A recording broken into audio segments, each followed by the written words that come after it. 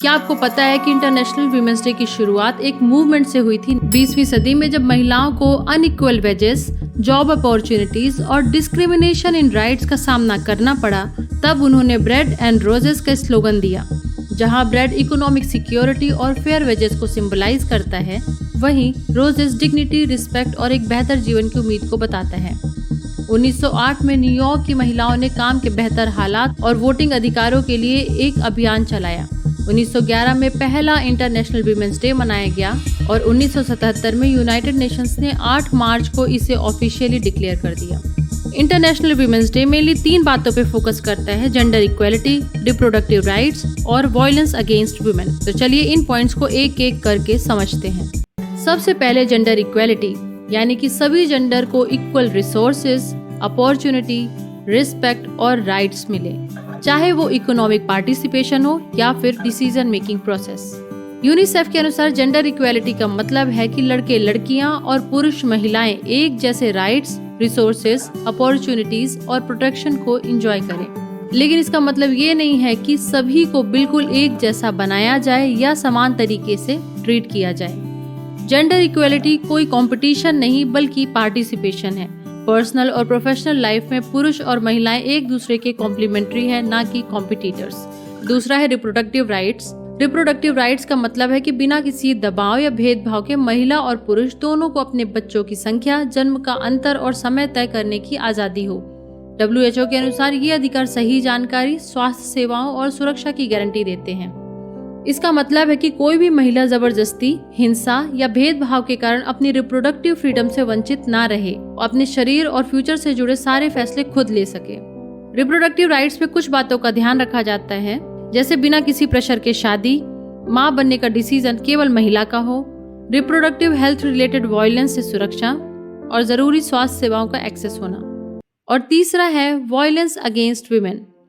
2024 में published United nation women की report के अनुसार दुनिया भर में हर 3 में से 1 महिला अपने लाइफ टाइम में किसी न किसी रूप में हिंसा, जबरदस्ती या दुर्व्यवहार का शिकार होती है। आमतौर पर अटैकर कोई जान पहचान का व्यक्ति ही होता है।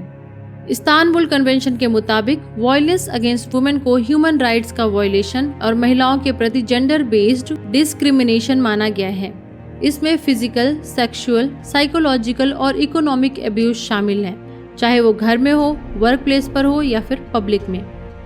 लेकिन इन तीनों पॉइंट को यदि देखें तो इनमें वायलेंस ही सबसे बड़ी चिंता का विषय क्यों माना जाता है।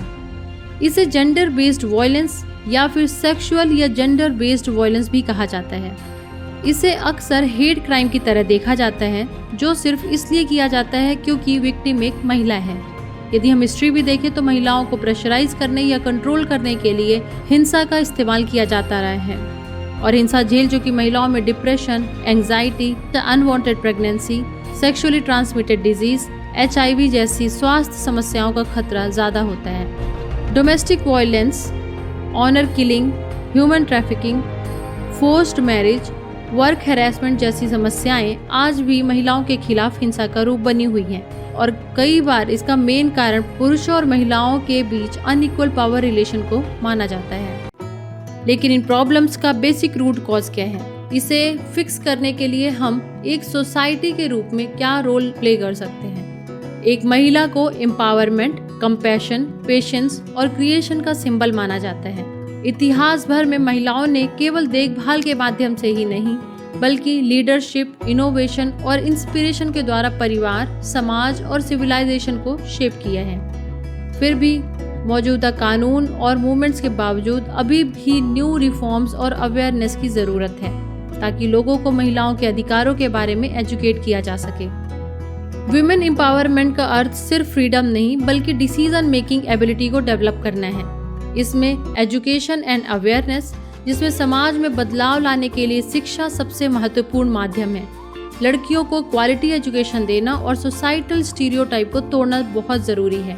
फाइनेंशियल इंडिपेंडेंस, महिलाओं को इंडिपेंडेंट बनाने के लिए जॉब, एंटरप्रेन्योरशिप एंड इन्वेस्टमेंट की अपॉर्चुनिटी प्रोवाइड करनी चाहिए।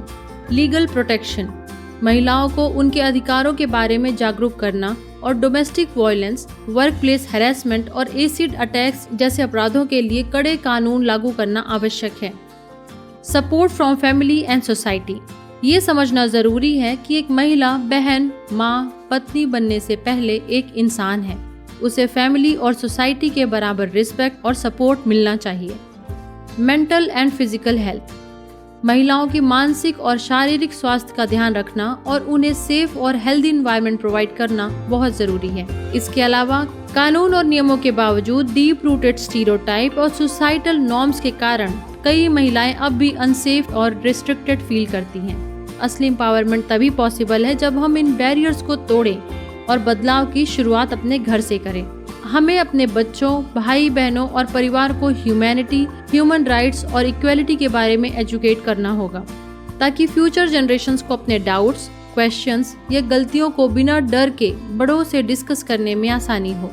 इंटरनेशनल वुमेन्स डे सिर्फ सेलिब्रेशन तक लिमिटेड नहीं होना चाहिए, बल्कि women rights, education, safety, equality, stereotype, laws और कैंपेन पर उतना ही ध्यान देना जरूरी है। सबसे इम्पोर्टेंट चीज, चेंज की शुरुआत हमसे होती है। हमें स्टीरियोटाइप को चैलेंज करना होगा, सोसाइटी को एजुकेट करना होगा और अंडरस्टैंडिंग और एम्पैथी को कल्चर बनाना होगा। ये सिर्फ समाज या पुरुषों की जिम्मेदारी नहीं, बल्कि महिलाओं को भी अपने अधिकारों और इस दिन के असल मायने को समझने की जरूरत है। असली बदलाव तब आएगा जब हम अधिकारों का सही इस्तेमाल कर समाज को बेहतर बनाएंगे।